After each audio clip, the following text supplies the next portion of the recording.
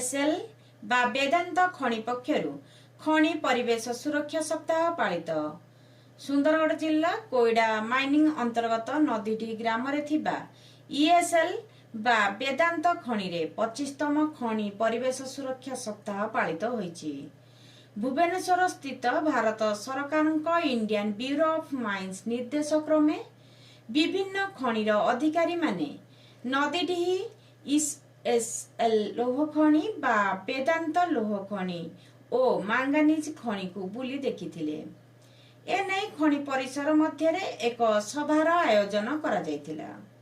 एथिरे अतिथि भावे Sukinda Tata company manager निहार रंजन मित्र, Mittal खनिर manager देवी प्रसन्न मिश्र, UAIL खनिर मैनेजर अक्षय कुमार जेना समस्ते इवेंटर भावे जोग देथिले।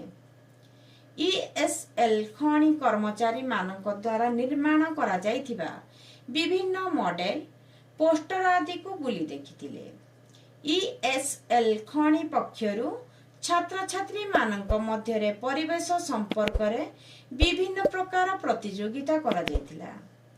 एथिरे कृतित्व अर्जन करिथिबा प्रतिभा मानकु पुरस्कृत करा जायतिला। वेदांत खनिर COO विश्वनाथ साहू अध्यक्षतार खनि परिवेश सुरक्षा सप्ताह पालित होइतिला। समस्त कार्यक्रम को वेदांत खनिर परिवेश विभागर सुजय कुंडू, प्रशासन विभागर मुख्य अनुपम कर, फाइनान्स विभागर मुख्य सुकांत विश्वाल प्रमुख समस्त कार्यक्रम को परिचालना करिथिले। टेंसारू समीर कुमार पाढ़ी रिपोर्ट सुआ SariTV।